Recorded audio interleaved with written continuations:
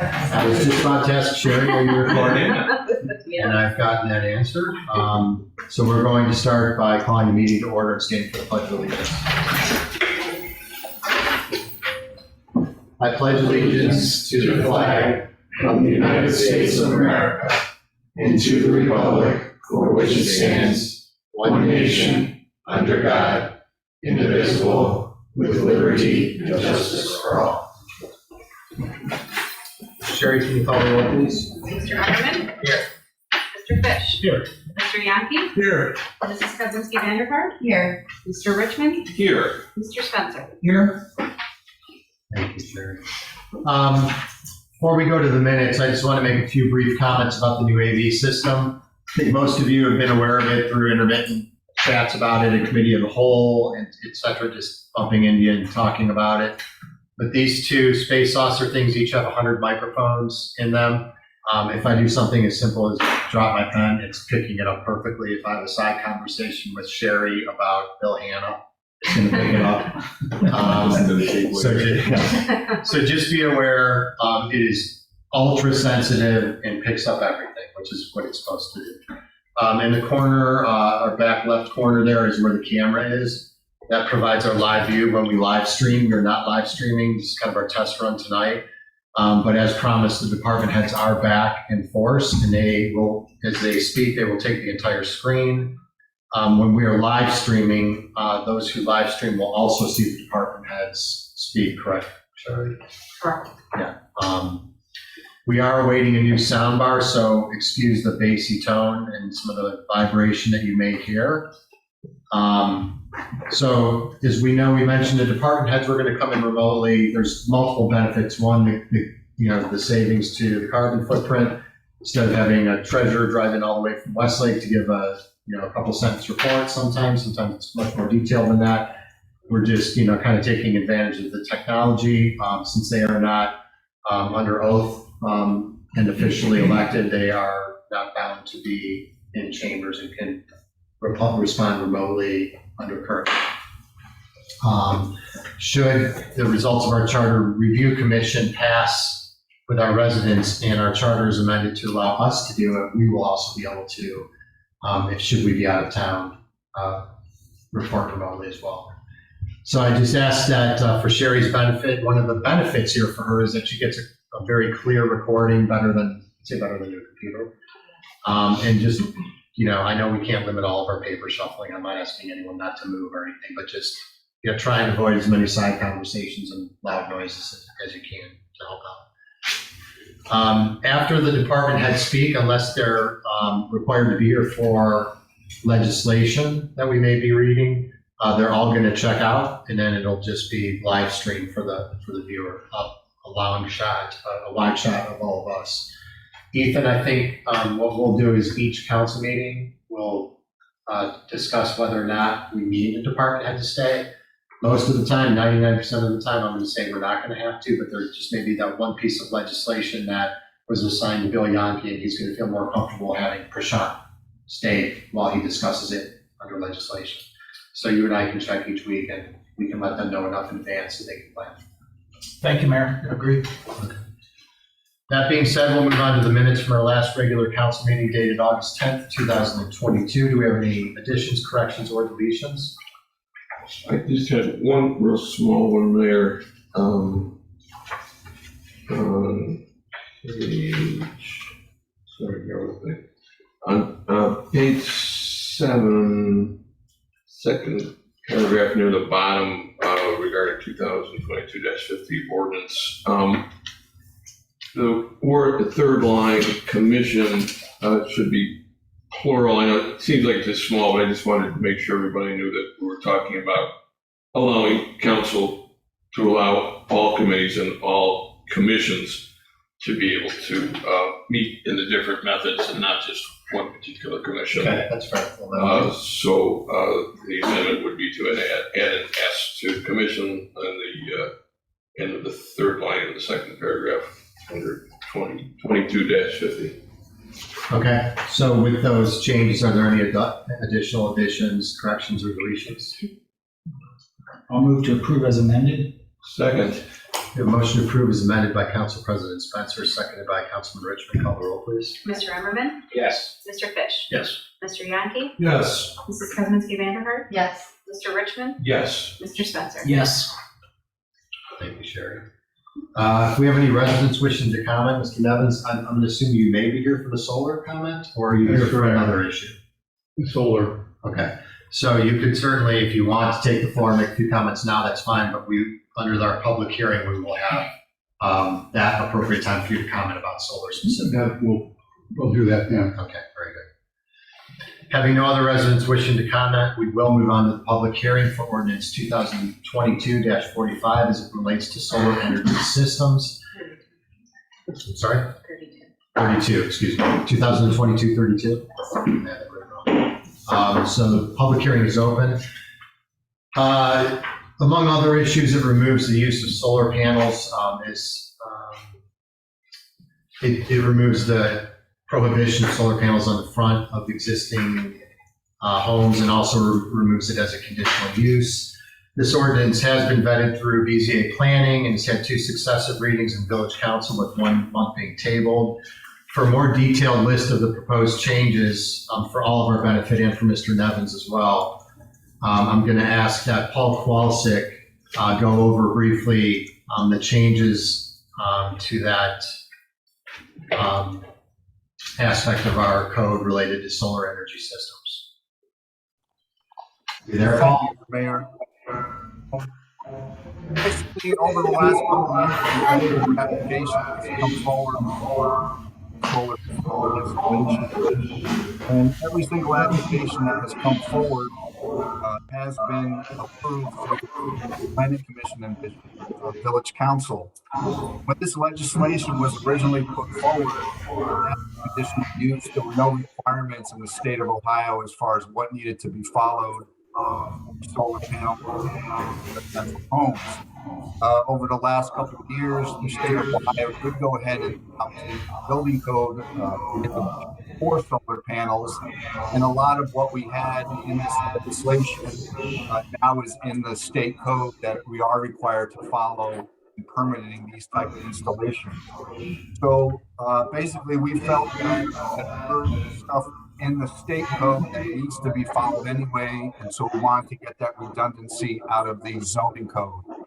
As well, there were some requirements within the conditions that we felt we could just take out the building code section that really goes through the process, what somebody has to do as far as submitting an application for review. And that's what we accept this amendment to the zoning code, taking that language.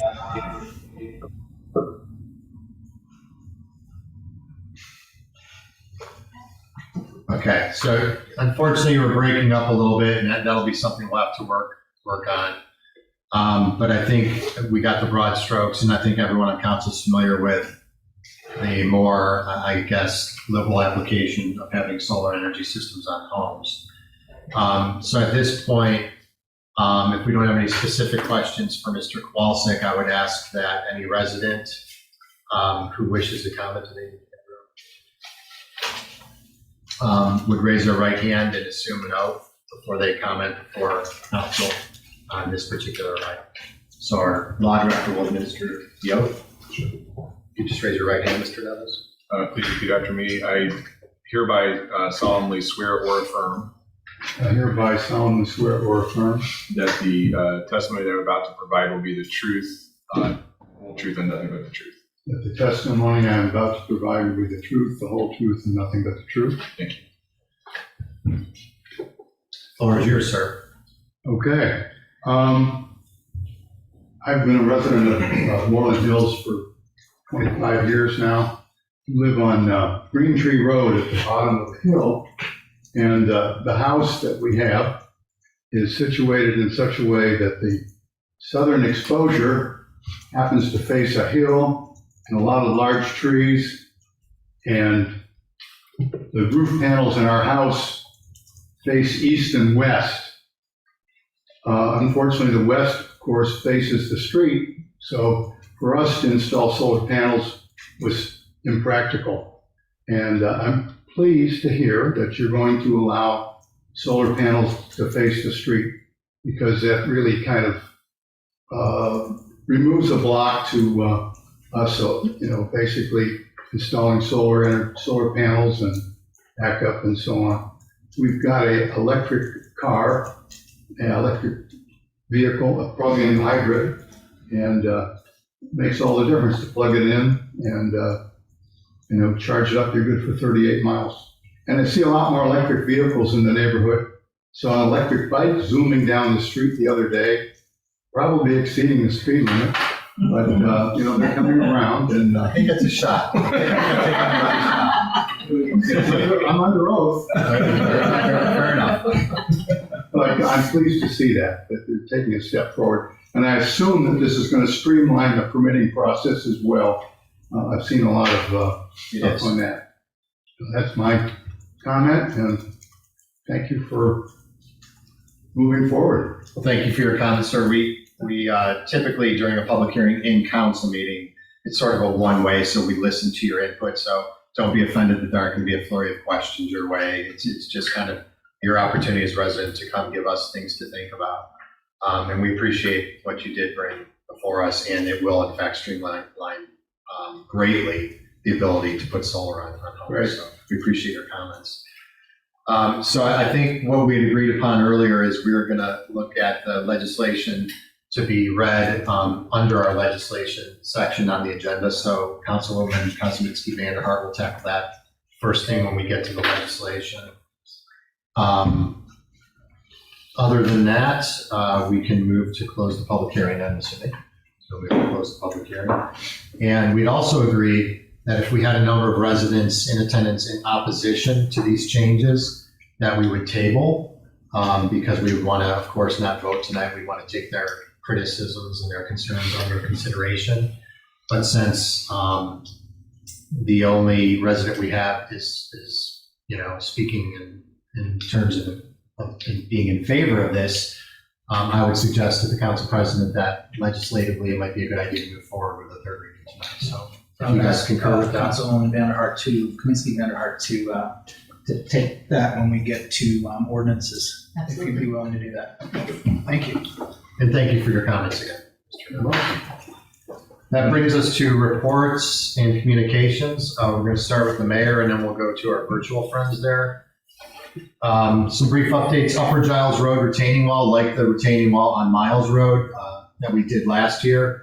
If you remember, we budgeted $70,000 to get both of those done. We got Miles done a little bit cheaper. And it's my understanding, and getting an update from Jeff today, that the amount of concrete that has to be removed at Upper Giles is less than the decay that was at the Miles Road one. So I'm hoping we get that done even cheaper as well. But that has started. It will be painted the same color that Sherry selected for Miles Road.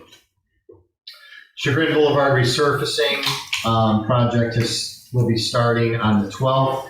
There's a 60-day window for that. I'm going to pass around a detour because this is, believe it or not, a hotbed of discussion on social media. And I want you each to have a copy just in case any neighbors inquire. You'll have a full large copy, which Marcia hates when I print. She hates color and she hates big copies. She did what? She didn't see me do that one. Okay, thank you. So anyway, it's fairly simplistic. If you live, at the west end of the village and you're going to Chagrin Falls, you're going to be able to do so down Chagrin Boulevard. If you want to come back to Quincy, you're going to have to take a detour. And the detour will change as the phases, are completed. But the detour will remain in effect the whole time. But Jeff can speak to this later. But I think once it's past Chagrin River Road, you might be able to cut through Chagrin River Road to get to Chagrin and make a left. But he'll have to speak on that. But there you have the detour. Again, it starts the 12th of this month, and the contract is 60 days, which is November 12th. The detour has been messaged in letters to all the affected residents. This would be residents on Addison Lane, Chagrin Boulevard. Is that all we did? No, first is Chagrin River. Parts of Chagrin River Road, too. Okay. We also, I reached out to the HOA at Quail Hollow and sent them everything you have in your hands, and they distributed it through their HOA website. and email. This will not be taking place in front of Quail Hollow, but certainly if you pull out Quail Hollow Farms on Riverstone and turn left, you're going to turn right into it. So I thought we should contact them. If you haven't registered already for Head for the Hills, Parks is excited to start getting some registrations flowing. Please consider doing that. They're doing a great job of raising funds and hope to raise a significant amount. One of the things they're considering is building a staircase behind us in the Garfield birth site. We've got really poor access to walk back there, especially if you're orthopedically challenged or if you are older. It's difficult, and easy to slide. So we're going to hopefully we're going to budget for 2 staircases next year, one to come down right behind the cabin, and then one to go up to the birth site. So you'll walk flat paths and then have staircases to walk up. The village is hoping to budget for one, and we're hoping that the Parks Commission can raise enough to pay for the other one. So more on that to come. We've been, as you're aware, and I'm sure this will be talked about in Mr. Fish's committee report, but I did want to report to you that we did in fact borrow a speeding sign from Orange Village. Ours are broken and need to be replaced. So the sign that we got will tell the driver how fast they're going over the speed limit. It will ask them to slow down. But more importantly, it gathers data and records both ways. So we're going to be able to put this, when we buy one, it's on loan now. When we buy one, we'll be able to have hard data. Bentleyville Road's been another hotbed of controversy for speeding. And some other neighborhoods come up intermittently, but under $5,000, I think it's a good investment that we'll try and budget for next year. Hiram House Camp is selling bricks for their new aquatic center. I purchased one, and I know some council members have also sponsored a brick. If you're interested in doing so, see the Hiram House Camp website. I believe they start at $125, and then if you want a bigger brick with more things to say on it, it's like $250.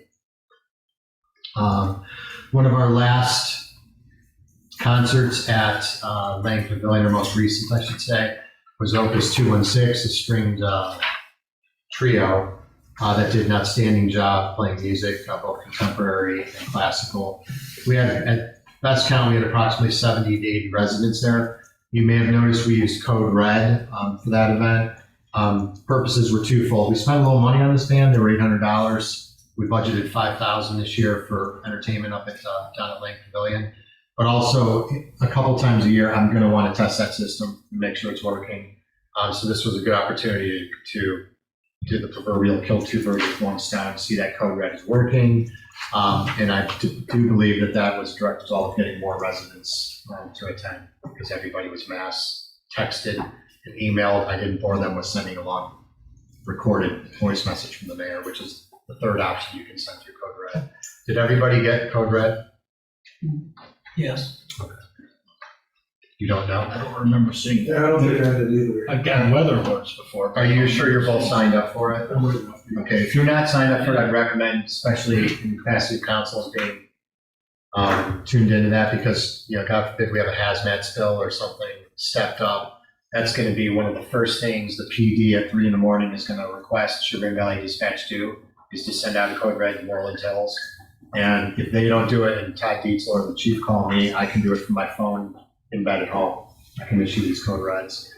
So it's a really good way for you folks to get immediate notification of something bad happening. I don't remember doing that. Okay. Very good. One note on email. When Sherry sends out email, and this is minor, everyone's doing a great job here, but it's helpful if you try and get back to her email that day or the next day. If you haven't set up your phone so that you get your Moreland Hills email and you want to, we can help you with that. CBD, IT, we pay them to be our source of IT. But sometimes, when 2 or 3 days go by and Sherry's trying to nail something down, it just gets a little difficult for her. I understand we all have busy lives, so please accept me being a little preachy here, but I would just ask everybody when we're sending out the emails, and Sherry or myself, if you can, within 24 hours or certainly the next day, try and respond accordingly. So the messengers, please check your email. Any questions for my updates? Okay, with that, we're going to move up. Who's that? No. Okay. With that, we're going to move on to the police department. The chief is on vacation, so we get Executive Lieutenant Todd Dietzel. Todd, the floor is yours. Thank you, everybody. Hope you could hear me okay. Not really much of a report, although to report that we did submit for the second round of funds from the state.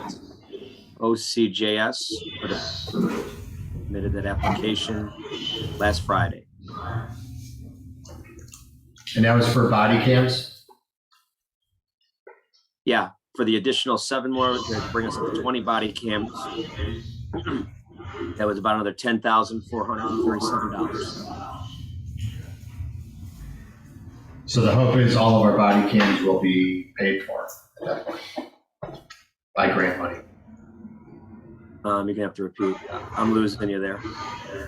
So the thought would be that our grant money paid for the first round of however many we got, and if we're successful in this next round, all of our body cams will have been paid for by state dollars. No, sir. We had some of the money in this first round was paid for with the state and with the village because we didn't receive. Right. But the majority of them will be paid. So a majority of, correct, by state funding. Anything else, Todd? No, sir. Okay, thank you.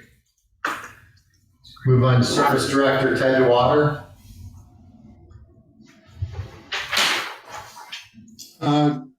As the mayor already reported, work continues up in the Garfield Park area, clearing brush, cleaning up the site, preparing for some improvements. And the guys are continuing to work on several different drainage projects throughout the village. And the new mechanic has begun working on winter equipment. And that's it right now. Thank you, and a special thank you to all the work you've been doing up at the birth site. I know Maureen Geck is ecstatic with the brush you've been clearing and all the other work you've been doing. It's noticeable. Council, if you haven't had a chance to walk up to the birth site, it's starting to look a lot different. There's going to be an orchard planted up there. A lot of brush has been cleared, and some trees will be coming down here this fall. Some dead trees. Thank you, Ted. Move on to Mr. Filarski, village engineer. Thank you, Mayor. Just a couple of things to add on to the Boulevard discussion. The detour will actually stay in the same direction for westbound traffic for the entire project. We don't want to switch up traffic in between. It'll be for the entire length of the project from South Lane to just before Bentleyville Road. So just a little additional info on that. And the project should take shorter than the 8-week period. So let's just hope the weather stays dry and that'll push the project get done quicker. The only other thing I had was just on the 2022 asphalt program. That will be wrapping up next week with berming and landscaping, and then that will be complete. And that's all I had. I did drive the roads that were redone, and they all look phenomenal to me, especially the center seams. I know in the past I've seen some overlap, and it starts to break away real quick. These look real clean, and it looks like they did a real nice job in my non-engineering capacity. You agree? Good observation. Thank you. All right. That's going to bring us to finance and Prashant Shah. Thank you, Mayor. Actually, not much of a report. It seems to be going pretty smoothly.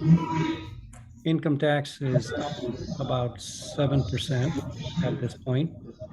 And what seems to be affecting other communities as far as the work from home income adjustments is not going to impact Moreland Hills as we've determined. So we intend to end on a positive note, and we hope to get to the finish line that way. Next week, we will be sending in the special assessments, the annual special assessments for the sewers capital and maintenance part. Thank you, Mr. Filarski, for bringing those to us. We'll get those out by Monday. And again, no change in revenue. I think there were a couple of commercial properties that were added, which will bring in some additional revenues, but pretty stable revenue there. No more, I don't have any other information to share tonight. Thank you, Prashant. Any questions for Prashant? Okay, so department heads, you can all be excused. Thank you for your input this evening. We appreciate you being here. Have a good evening. Again, council, I apologize for some of the bassy audio there. We have that sound bar is actually the wrong sound bar, and the bracket is actually the wrong bracket. So they have ordered the new sound bar, as I mentioned, it will be this week, and the new means of mounting it with more, there will be less vibration on it. So they're promising us crystal clear sound, and we're going to hold to it.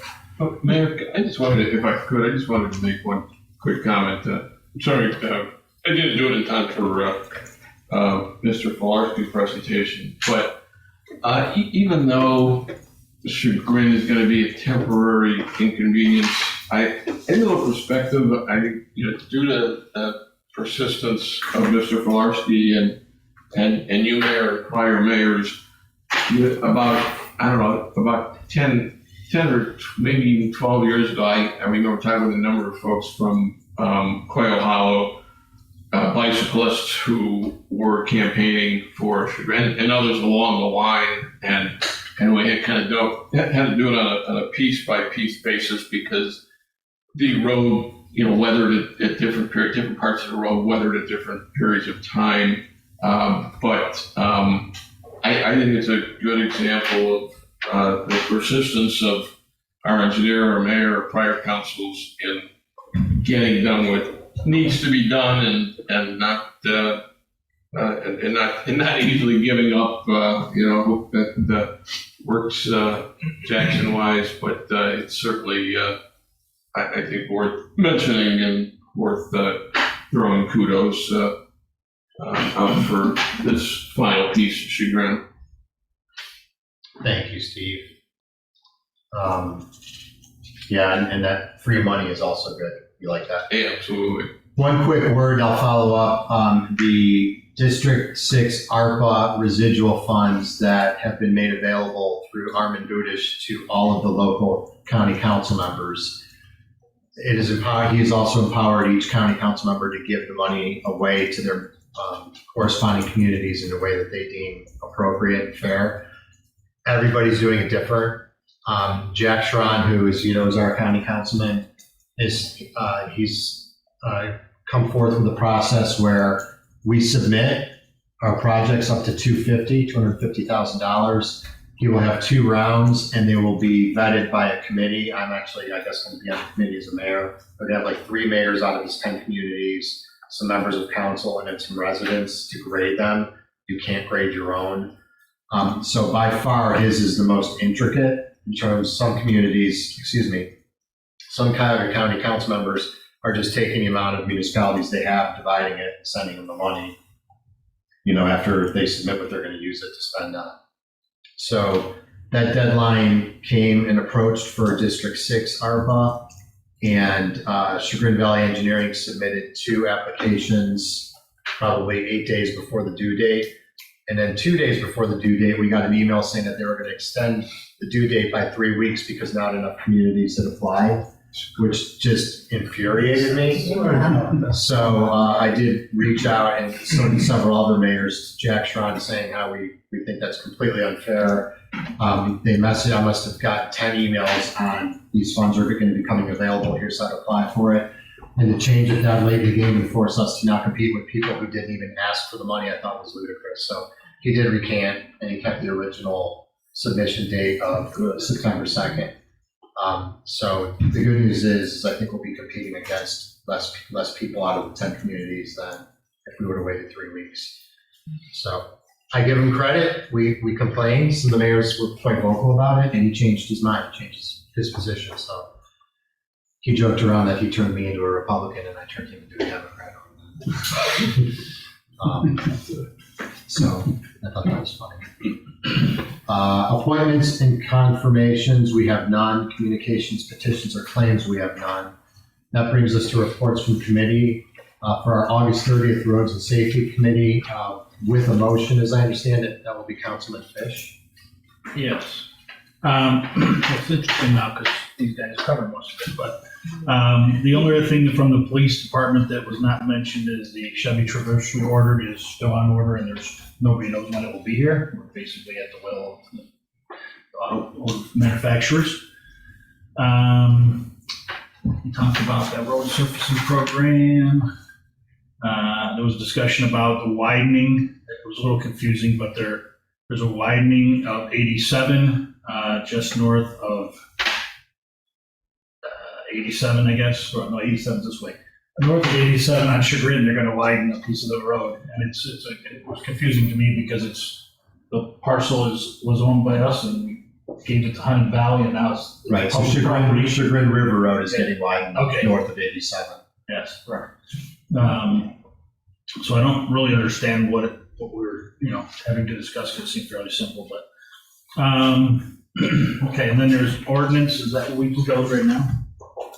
No, you just need, I believe you have a motion to make. Motion. Okay, well, that's a different one. All right, so the two other things are, there is a ordinance coming up later, I guess, then to discuss the Jackson and Chagrin River Road projects for next year. Everybody knows we got turned down by the county. We are applying to the state. Those applications are for two things. One is a 25% grant. The other is a 25% zero interest loan. The Jackson project is about $600,000, and Chagrin River Road is about $905,000. So we would, if we got these, we would spend $300 and $452 as the community. The mayor also brought up in that meeting that we might want to look at extending the project on Jackson to get us a little further up the road, because of the possible monies that might be left after the Chagrin Valley or Chagrin River Road project this year.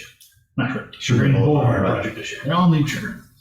Okay, and then in the service department, the one thing that was a good takeaway is they hired a new mechanic. Everybody seemed to be very happy with this young man.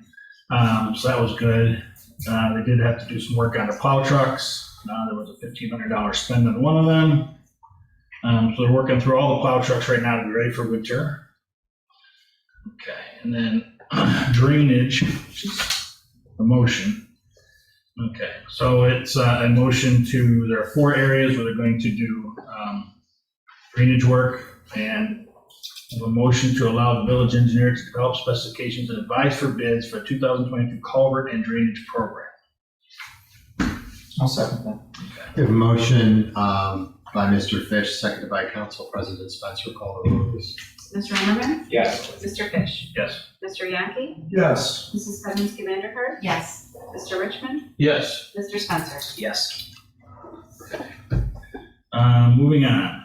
There was some work done on Fairway that's been completed. The Aspenwood project, there was a pipe repaired that's been completed. We'll talk again about sustainability. Steve is still working to try and figure out if there's additional ways to help pay for solar panels for the village. He's working with David and the mayor. Both of them, they've worked with him to do that. Ted said he's working on getting quotes for installing electric charging stations. So we'll at least have a dollar figure once he figures out what we need. Let's see. On Jackson Road, the signs are on order to the yellow squiggly line signs to try and slow people down. We can't change the speed limit, but we can post that they should slow down. And they're also going to move where the speed limit signs are, they're going to move them to where they make more sense. Jeff also suggested, because one of the stop signs is pretty much around the corner at the bottom of the hill, that we add a sign that says, stop sign coming soon.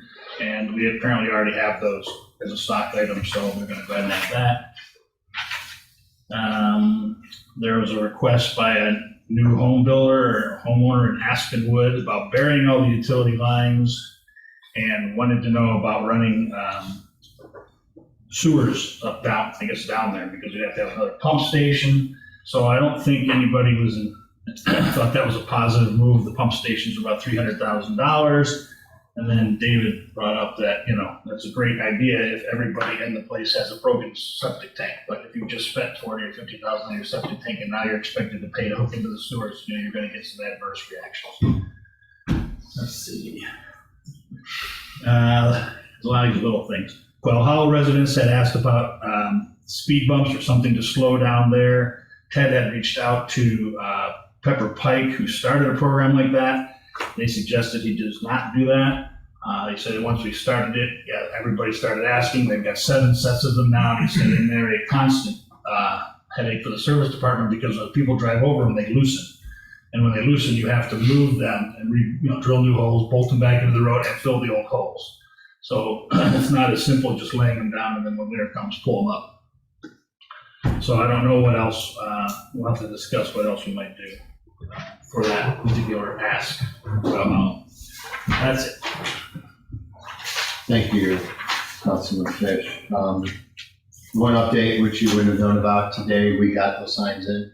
So the signs are in the service department. They'll be going up shortly for the lower Jackson area. And then I think that sign I mentioned at the beginning, we'll collect some data first. We work with the HOA on that. And we'll have a report for you next committee meeting. But the goal was to get data to see how bad the speeding is. And by the way, when these neighborhoods ask for us to do this, our procedure is going to be to collect data, whether through the purchase of these signs or by a police presence. And then when we move to enforcement, the enforcement's going to include residents. Because and it's sad, but overwhelmingly, if there's one thing I've learned in this job and since I've been on council is the bad drivers, the people who go through stop signs and the people who speed like crazy through neighborhoods are typically the residents of the neighborhood. And it's frustrating. So we will be messaging that before we issue any tickets. If we do determine that there is a problem with the data we get from the signs, they'll all be messaged accordingly saying that you've asked for it, here's the data, you do have a speeding issue. So we will have a 0 tolerance for speeding. Our police presence will be there. And just know that your kid, 16-year-old kid can get a ticket and you can get a ticket as well. But we can't listen to these concerns and then just sort of kind of parse off people who live there if they're the majority of the speeders. So that's unfortunately the way that's going to have to go. Excuse me, Mayor, may I add one comment / update to Mr. Fish's report for a minute? Thank you. So just recall our initial solar study. It was a very brief study, but recall the bad news was approximately $145,000 estimate. The good news was take care of 50% of the village's energy and save a third.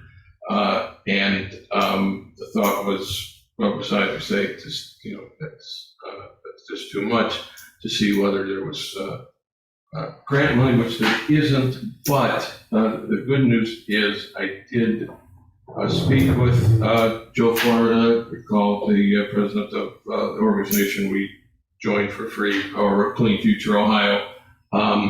And he forwarded me a name of Mike Wise, an attorney for McDonnell Hopkins, and I originally was thinking, he's forwarding me, if we do anything, an attorney to work for, and I had no problem mentioning we have one of the best, not the best attorneys that I know of,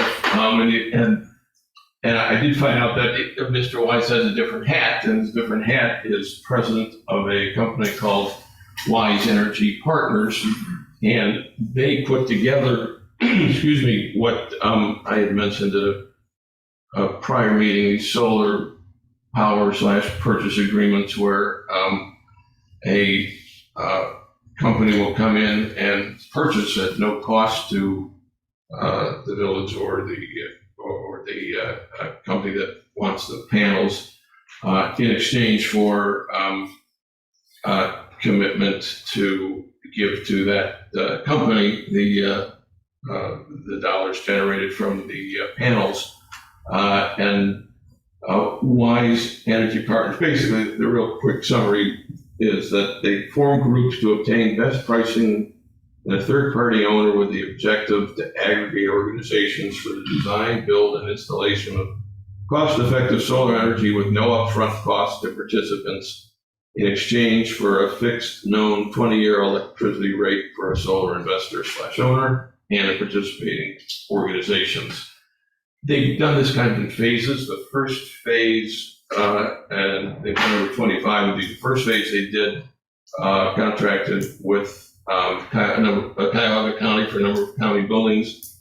Second phase was with Cleveland Heights and Lakewood. A third phase was with Baldwin Wallace, and they are now looking to put together a fourth phase. And my thought is, if it's okay with Mr. Fish and Mr. Spencer and Mayor and Council, is to see if he can be available for the Road to Safety meeting and the Council Committee of the Whole meeting to explain a little bit further what the program is. And because I understand it's timely, it's kind of in the process of finalizing. So my thought would be, it makes sense to everybody else to have him come by. This is an agenda item. Mr. Fish said you'd be open to it. Council Committee of Whole, do you? I would think it would start in the committee, the Roads and Safety Committee. Mhm. And if we get some traction around it, we should probably take it to you in a broader discussion. Okay. My thought, if that works, I'd start there.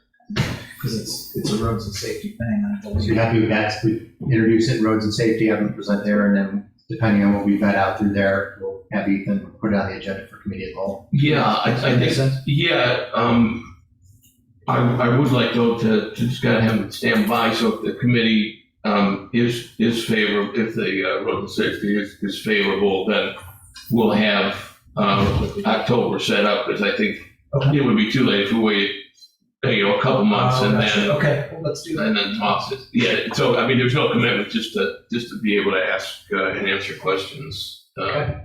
Great, thank you. Great, thank you. Just a note on that. There was an article in the Chagrin Valley Times this past week that Chagrin Falls is starting a project to install solar panels to power their wastewater treatment plant. And I think it's in the early phases right now, but the mayor came out in support of it. I did not quite understand the economics. They didn't look as attractive to me as what it said in the article. However, one of the benefits was that the assumption was as energy prices increase over time, that system costs roughly the same to operate. So you can still, so over time, the financials will get better. And I guess they have enough, I'm not sure exactly where it is. Actually, some residents of Moreland Hills actually use this treatment plant, I understand, was quoted in the article. But there is enough space there to put, a number of panels in. So it's the Jackson Valley. I mean, has anyone ever been to Jackson Valley treatment plant? Or pump station there? It's wide open and ripe for solar there too. So Ted and I have talked about that. So that's good to know that you're doing that too. Okay, for the August 30th Facilities Committee meeting, Councilman Emmerman. Thank you, Mayor. Mr. G-Water reported that the work on the Heathermore building is almost complete. The roof and the gutter work is complete, and we're waiting on the column work, which should only take a few days once it gets started, and should start in the next few weeks. Mr. G-Water also reported that all the pump stations are up and running as designed, which is really a fantastic thing. I think as long as I've been on the facilities committee, there's always some pump station that has an issue where we're pulling the pump, backup pumps going in, and I think this was the first meeting where it was just things are working. I mean, the regular maintenance. I'll tell you, pump stations are such a challenge. There's some municipalities across the state that say they will not put in any more pump stations. They're now saying no pump stations, just because of how much it takes. Everyone has the same kind of problems. We didn't talk about this at the meeting, but as an aside, thank you for that write-up in the newsletter on the flushable wipes. I thought it was very well written. And it was a good portion of the newsletter, so it got its space. So I think that is really that kind of messaging is going to make a difference. Service department also reported they haven't started the work on the culverts yet. That landscaping is really they're just waiting for the right time of year to plant things. They don't plant too early, and then We can make the cul-de-sacs, right? what did I say? Culverts. Yeah, cul-de-sacs. Sorry about that. We already reported the work done on the birth site, but we talked about that as well. And that's it. It was a very short meeting. Thank you, Councilman Moreland. Any questions for David? I do. If, what are the alternatives to the pump station? So you can put in, depending on how you route them, you can put in just regular gravity sewers. So that's what's preferable, because then gravity does the work for you. Now places like Moreland Hills, right? That Right. You're not gonna sort of work. Get away from force mains and pump stations and stuff. So we, based on our layout, it wouldn't really work. However, for let's say there was new development coming here, or they were looking at new sewers, you would potentially be able to route them in a way that would only be gravity sewers, or you wouldn't do it. You'd be like, no more pump stations. We're not going to sewer that area. We'll sewer areas that don't need pump stations. So that's some of the discussions process. And then they would just go to septic. Or you would route it in a different way to so. Let's say a home developer was looking to buy a farmland, for instance, and they wanted to sewer their sub-development, right? And they're negotiating with the municipality, and it would require a pump station. The municipality says, no, right? We don't put the subdivision there because we're not building this pump station. So that's not every municipality, but that's the direction some are going. I bring that up really just to say that these things are difficult, and the fact that we got a report saying that all pumps are up and running is just incredible. I mean, as long as I've done Somebody better knock on some wood. Oh, yeah. So we gave them some praise. Thank you, David. The August 29th BZA and Planning Commission meeting, I'll give the update on that one. On BZA, we had two agenda items. One at the Pavlovsky residence for an area variance for a pool. This is over by behind Crew Restaurant and on 55 Lancaster Lane. The HOA finally was okay with the location of the pool. We reached out to Sandy Cutler, owner of Crew. He stated his only concerns were with noise and pool light that might be coming into their new garden area. The applicant responded by moving the pool equipment from the outside to the inside basement, and that satisfied Mr. Cutler. And then we assured him that we have an ordinance about light, that if there's any light that's going to infiltrate the serene aspect of his beautiful addition, we would address it. And to that, the applicant said we're going to have one light inside the pool. It's a very small pool. So I don't see that being a problem. So it was approved. Dick Kowalik, as you know, is our architect review, and he requested an area variance for a generator. He wanted to put it in the front yard. Those of you who know where Dick Kowalik lives, he's got pretty much like a jungle in his front yard, so you can't really even see the house from the front yard.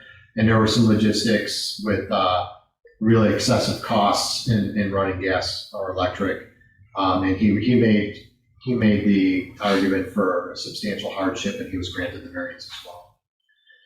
Under Planning Commission, Sunoco came before us for some signage changes. You'll see those coming up shortly. That was pretty easy. We had a kitchen addition, a screen porch and patio addition. We did have a new dwelling. We had some architectural comments about related to the number of windows on the side. That was pretty barren with windows, and they agreed to acquiesce to Mr. Kwalik's window criticism and come up with a new design for that, which will be submitted before it's built. And then the big item was that Moreland Commons came before us for that plat revision we've been talking about for over a year now, where 18 townhomes are now being kind of pushed down into a villa style. As we push them down into a villa style, they spread out a little bit to keep the square footage. And so it altered it enough that under this overlay, Mr. Kowalczyk can look at minor, revisions and approve them internally without coming before anybody else. When he feels they're substantial, he's going to punt to the planning commission, which is what he did. Many of us walked this, we all seem to be in agreement that these townhomes that were going to be 3 stories tall with rooftop gardens and stuff, being much smaller, are going to look much better at the front entrance of that subdivision. So after significant debate and discussion, that was approved as well. The new plan was approved. And that was it for planning. Any questions? Okay. We'll move on to the Parks Commission dated August 15th. Mr. Young.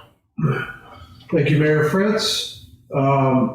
As the mayor had already stated, the Moreland Hills Historical Society is real happy with the progress that's being made over at the Garfield Cabin. Welcome you all to take a walk back there if you get a chance.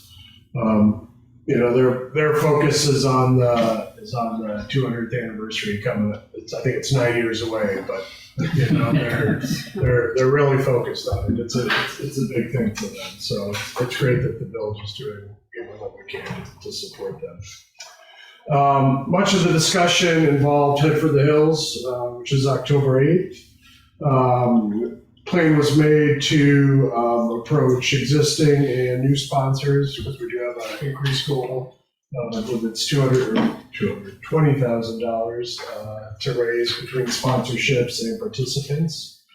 We also discussed duties for the day of the event, which include race logistics, events for children and families, and we're going to also have a silent auction. We discussed marketing to the community and beyond, and that's underway through social media. Thank you for some press in the village newsletter. And signs are going to be printed and displayed at local businesses and through certain areas throughout the village. Big discussion was new designs for T-shirts.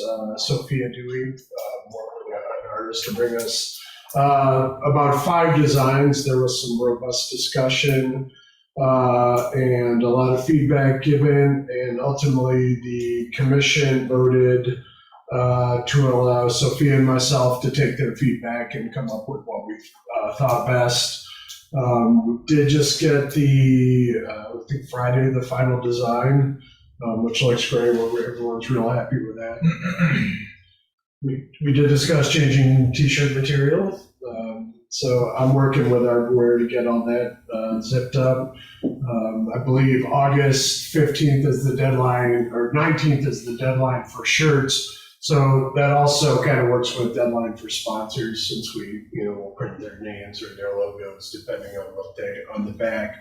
So we've made actually August 5th or September 15th was the actual deadline. I encourage all you members to promote Head for the Hills and participate if it fits on your schedule. Always great to see you there. And our next meeting is the 19th of this month at Lancaster. That's all I have. Just a wonderful and great organized group of people, all sectioning off and taking different roles, and they really work well together. So we should be proud of the Parks Commission for raising money on our behalf. The Green Commission, we took care of last council meeting, so that brings us to approval of bonds, contracts, plats. We have none, which now brings us to ordinances and resolutions, and we will move back through the public hearing. We'll take that one first. Ordinance 2022-32 is amended, an ordinance amending section 1171, supplemental regulations for certain uses to delete subsection 1177.11G, solar energy systems, and to amend schedule 1177.07 of section 1177.07 to delete reference to subsection 1177.11G and enacting a new chapter 1367, solar energy systems of the codified ordinances, and declaring an emergency. We are not declaring an emergency, but this evening I believe it will be on third reading. This goes to Councilwoman Laura Kosminski-Vanderhart. Thank you, Mayor. We've gone over this quite a bit, so I'm not going to really discuss it any further. Thank you very much for coming in and expressing your opinions. very nice to have residents come in, especially with some support. Can I put this on third reading and pass? Yeah, I think so. I'm sorry? No, it's on, yeah, that's Okay. good. So I will move to put ordinance 2022-32 as amended on third reading and pass as amended. Second. So we have a motion for passage from Councilwoman Kosminski Vanderhart, seconded by Councilman Richmond. Call the roll, please. Mr. Emmerman? Yes. Mr. Fish? Yes. Mr. Yonke? Yes. Mrs. Kosminski Vanderhart? Yes. Mr. Richmond? Yes. Mr. Spencer? Yes. Okay, so that was a long road. And when I became mayor, I really wanted to get that done. And I just thank everybody for working so hard, everyone on the Planning Commission, BZA. You know, words matter. When we insert words into our code, Steve, I know you happen to be against the front-facing prohibition to begin with, and then I know you like to wear that feather in your cap, and I wish I was too, because I should have voted against it. But we made it right. Yeah, we made it right, but if anything, it gives everybody an idea. When you are drafting code for something like solar, and you're putting these prohibitions into it, there were good faith efforts by the former mayor and the former planning commission. They had their logic behind it, including the fact it was not ingrained in state building code at the time.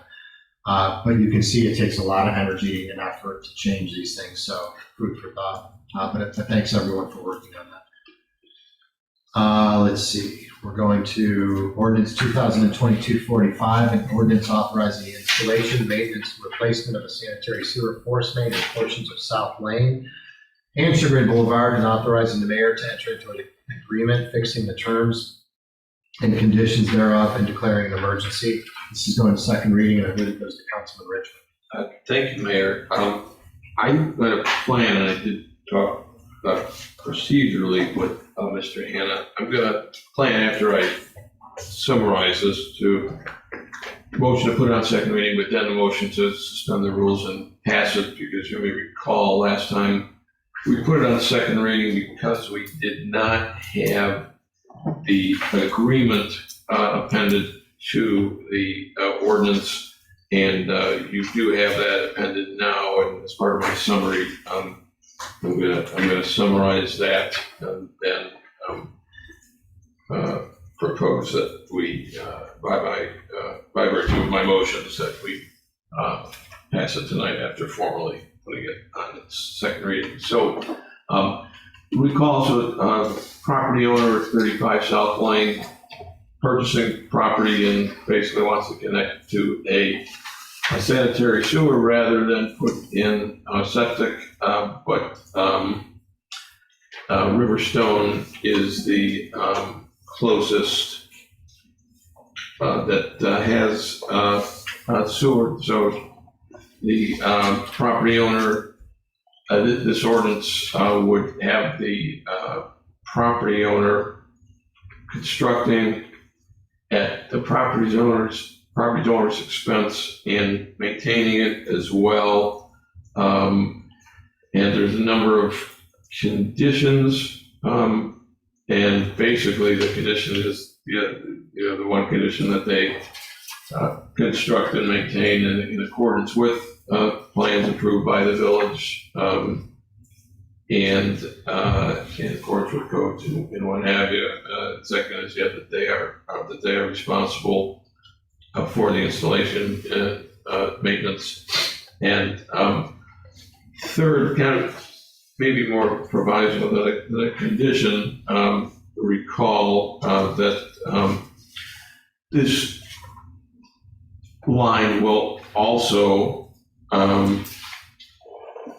front 5 parcels along South Lane and Sugar Boulevard that aren't requesting the line now, but could, if they wanted to, tie into it in the future.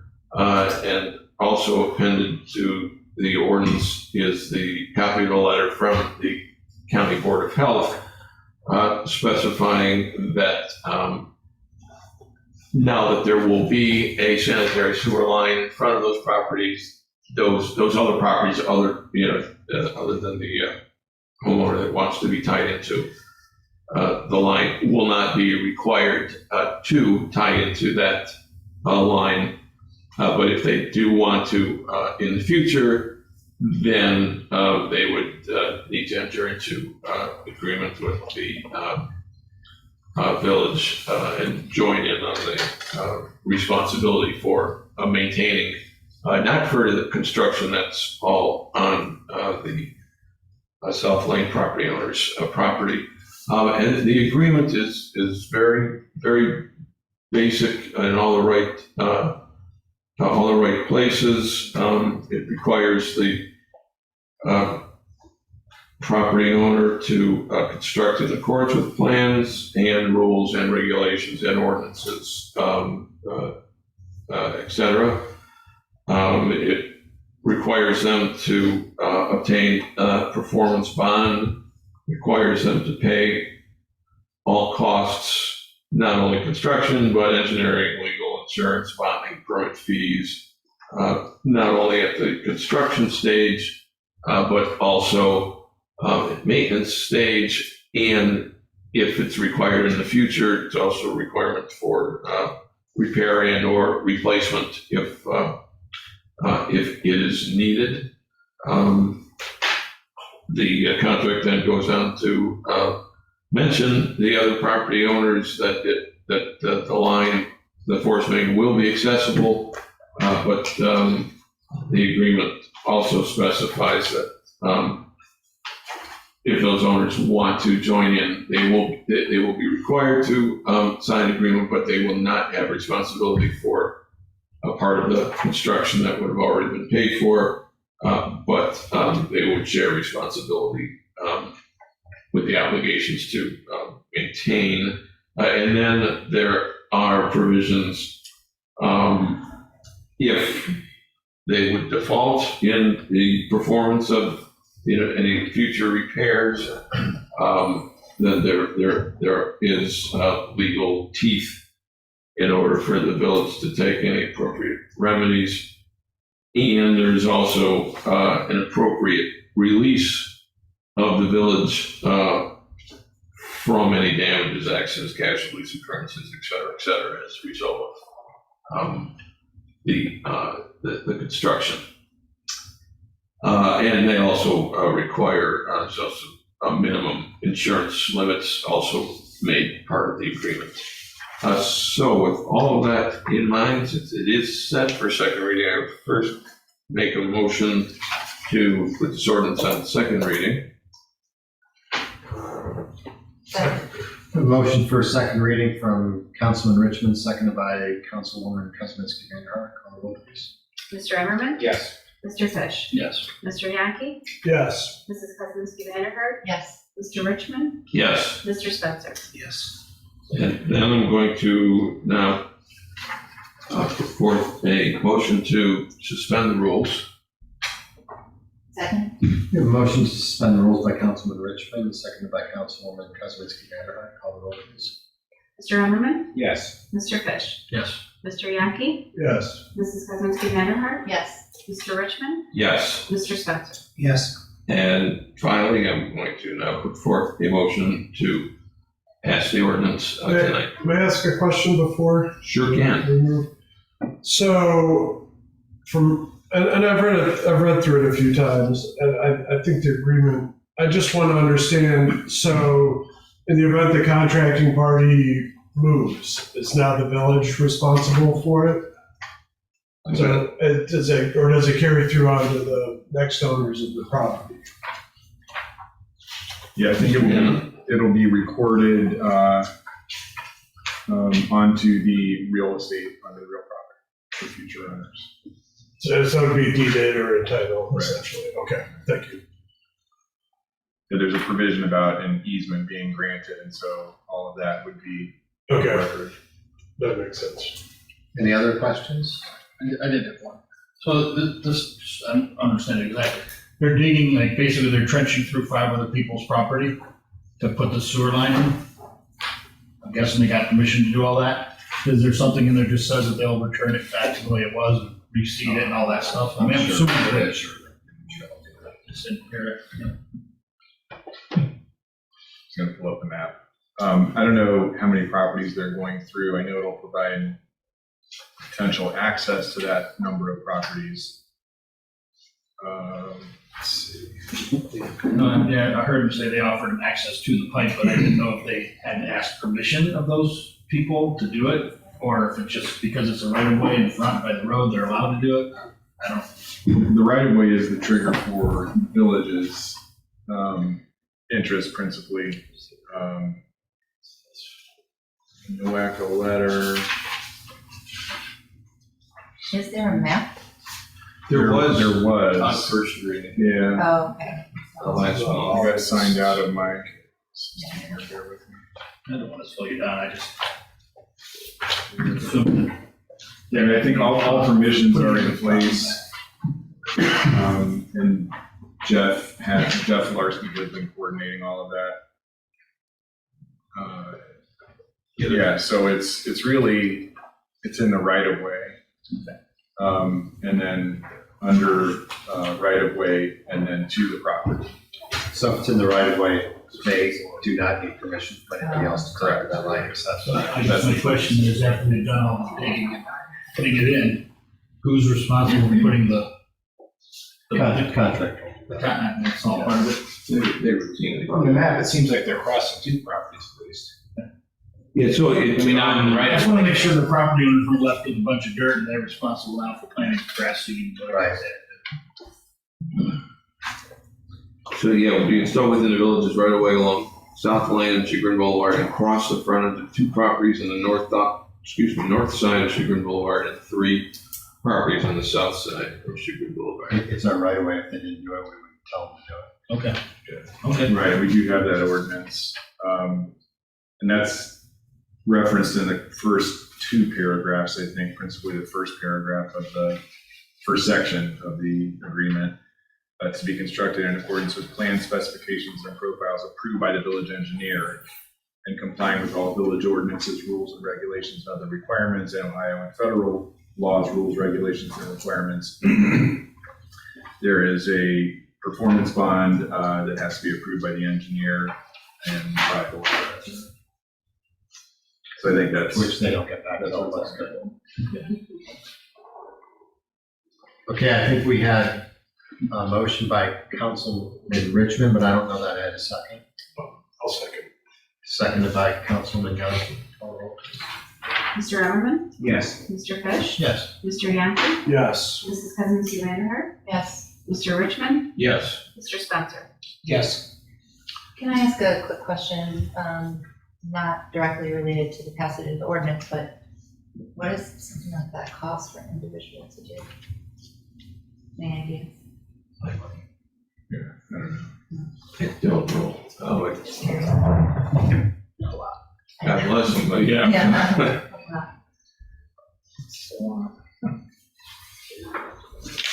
You know, similar situation with the gas line going down Miles and then heading north on River Road. That's just 3 or 4 houses. One of them's Triban's new house that they're building.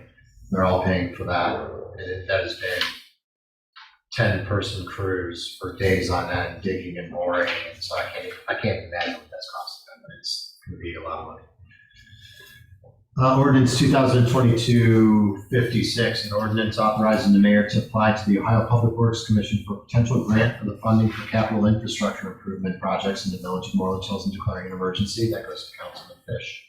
Yeah, so what I talked about, Jackson is a $600,000 project, Chagrin River Road is a $905,000 project, and the application to the state in an attempt to basically forgo 50% of it, 25 by grant, 25 by a 0% loan, and then we would pay the rest. So with that, what's the next step? Motion to suspend the rules? Yep. Okay, I'd like to make a motion to suspend the rules. Second. A motion to suspend the rules by Councilman Fish, seconded by Councilman Richmond. Call the roll, please. Mr. Emmerman? Yes. Mr. Fish? Yes. Mr. Yankee? Yes. Mrs. Kuzminski Vanderhart? Yes. Mr. Richmond? Yes. Mr. Spencer? Yes.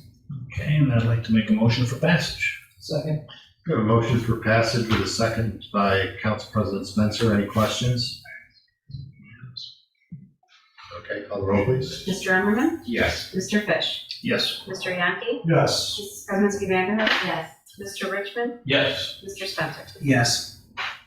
So next piece of legislation is a resolution, 2022-57, a resolution accepting the amounts and rates as determined by the Budget Commission and authorizing the necessary tax levies and certifying them to the county fiscal officer. This goes to Mr. Yankee. Thank you, Mayor Fritz. Resolution 2022-57. This resolution sets the tax rates in mills for properties in Moreland Hills. The total millage is shown on page 2 of the resolution is 10.3, as allowed by the charter and broken down as follows. Police and fire levy, 3 mills. There is a separate police and fire levy of 3 mills that was approved separately a few years after the first one. There's 0.3 mills go to the police pension fund, also set by charter, and the general operating levy of 4 mills. And these are the tax rates set based on the tax budget we submitted July this year. So, motion to pass the resolution. I think one point of order, I think we agreed to suspend the rules even on resolutions. Okay. Motion to suspend the rules. Second. We have a motion to suspend by Councilman Yankee, seconded by Councilman Emmerman. Call the roll, please. Mr. Emmerman? Yes. Mr. Fish? Yes. Mr. Yankee? Yes. Mrs. Kuzminski Vanderhoof? Yes. Mr. Richmond? Yes. Mr. Spencer? Yes. Move for passage. Second. Motion for passage by Mr. Councilman Yankee, seconded by Councilwoman Kuzminski Vanderhoof. Any questions? Just quick, I presume Prashant has blessed us, right? You assume you what? That Prashant has blessed the. Yeah. Yeah.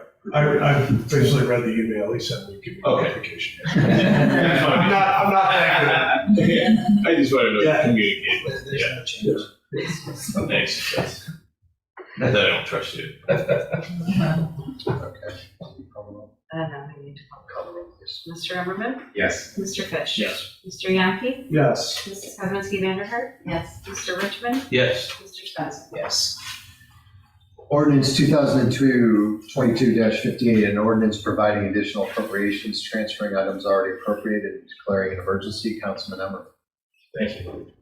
Yeah, I always call him Mr. Shop and trying to remember what it says. The email, that's a good idea. So for this month, we have 3 proposed additional appropriations. First one is for engineering. It's from engineering study. So for our engineering department, their time is normally billed out to the projects that they're working on. So if it's a road project, then it's incorporated within that appropriation. But then there's also this line item for just engineering work that's not associated with a particular project. And one bit of that is some GIS work that they're doing, mapping out, I think it's sanitary sewers or could be storm sewers that they're mapping out. So this is to the engineering department to be able to finish that. They only need an extra $600, but since that then also runs up against what the appropriation is, what's being proposed is $2,000, so that we don't have to come back for another appropriation if there's another general engineering type question for the end of the year. The second item is from the Law Enforcement Trust. It's for capital. So this is not the general fund. This is funds that are obtained through like drug busts and stuff, and our portion of, I guess, that revenue from that. And what's being proposed is $4,000, and it's for a radio for the detective, a car radio. So right now, the detective uses a handheld radio, but for safety and other important reasons like that, it's recommended that they have an in-car radio like you see in other police cruisers. And the last one is for Village Park improvements. It's getting capital, $5,000. This is for that trifold sign that is being donated from the Parks Commission But still, it still has to go through our appropriation, even though it's from their donations that they received. And that's it for this month for that transfers. So I will move to suspend the rules. Second. Motion to suspend rules by Councilman Emmerman, seconded by Councilman Yankee. Mr. Emmerman? Yes. Mr. Fish? Yes. Mr. Yankee? Yes. Mrs. Kuzminski Vanderhart? Yes. Mr. Richmond? Yes. Mr. Spencer? Yes. Move for passage. Second. Motion for passage from Councilman Emmerman, seconded by Councilman Yankee. Any discussion? Mr. Emmerman? Yes. Mr. Fish? Yes. Mr. Yankee? Yes. Mrs. Kuzminski Vanderhart? Yes. Mr. Richmond? Yes. Mr. Spencer? Yes. Okay, brings us to miscellaneous business. Anything from council? I have one thing. I wanted to circle back on something you said during your report, just to make sure I understand right. So you had said after these speeding studies with the sign, that you would ask the police officer to have zero tolerance for speeding. And I want to kind of get an idea of what you mean by that. So the issue would be like a neighborhood approaches us with the speeding problem. Yes. We take measures to, in this case, borrow a sign from Orange that collects data. We collect the data. We inform them and message them, you do have a problem. We are going to step up enforcement, and zero tolerance may be a little strong word to use, but the messaging would say, be advised that since we've been asked to come in and correct the speeding problem in your neighborhood, everybody who's caught speeding is subject to ticketing. And so that's where I think we want to be careful, because I know that if somebody drives 26 and 25, the police have a right to write your ticket. But they won't. They won't. And so when we say zero tolerance, I want to make sure that we're communicating that right to the police officers, that we're not instructing them to say, if anyone you see doing 26 and 25, you're ticketing.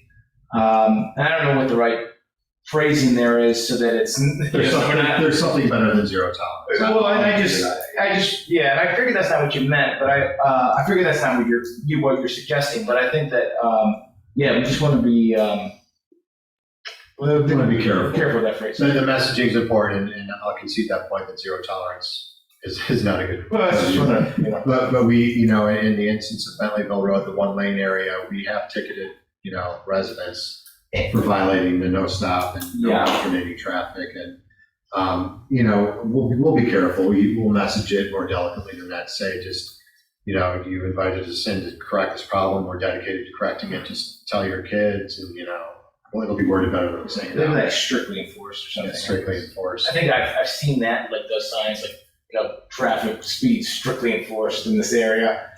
But I think that some kind of phrasing like that is better than zero tolerance because. I agree. Okay. I agree with you. All right, thanks. That was it. I had something to add, real briefly. I wanted to update you all on the $50 we're collecting to rent the pavilion. If you remember, we're doing 50 for the first half of the day, 50 for the second half of the day. And if you have alcohol, it's another $50 to cover both of those. If you're a mimosa drinker and then a beer drinker later in the day. Oh, we wouldn't let them run mimosas, would we? That's wine. That's wine. Champagne wine. Yes. So the total would be 150. Most of them are all 50s, but our total to date is 1,700. We still have a lot on the books, so I think we're going to make $2,500. This first season, just renting it out at a very cheap cost to the residents, and it pays for some of the equipment we put up. And lastly, the view you see is what our live stream view is going to be when we live stream on YouTube. So that's what the live stream viewer will see. And actually, we're talking about recording it and then releasing it the next morning, I believe. Isn't that what we're doing? Yeah. Can the camera be moved? It can. So. That's the most. Is there a better side? Yeah. I like this idea. If there are any critiques with the sign, with the camera placement, let me know. This was the best kind of zoom in and get everybody to the wide angle that they felt they could get. But certainly if anyone has any concerns, let me know. It kind of looks better on the right side. You could focus. One other thing, back to the pavilion. We rented it for my son's birthday party, and if you have any hesitation about it, using the space, you should rent it. It's really amazing. For little kids, it was great. I had them up the hill. I brought fishing poles. They could run around.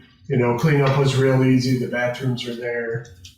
So yeah, just highly, it's a great place for anything, really. Good.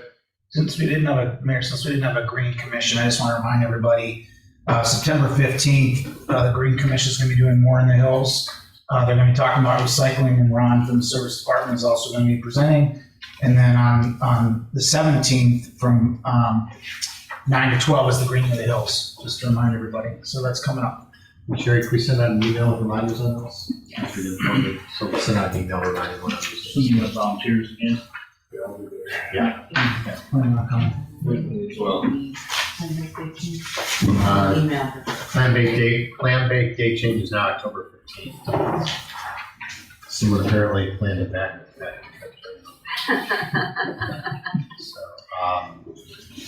looking for a motion? Motion to adjourn? Second. A motion to adjourn by Councilman Yaki, seconded by Councilman Fish, or Councilman Everett? Councilman. Mr. Everman? Yes. Mr. Fish? Yes. Mr. Yaki? Yes. Mrs. Kuzminski Vanderhart? Yes. Mr. Richmond? yes. Mr. Spencer? Yes. 15. Have a good evening, everybody. Thank you. I didn't get the invite. Already. I don't think it's been sent out. I'll remember for next time. That'd be good. Hopefully Greening of the Hills is a little cooler this time. That was a river. Yeah, I know. My hot coffee got hotter as the day went. Barb, thanks again for coming out. Appreciate it. And for staying throughout. You should get the Get more credit for that. Award, yeah. It looks better.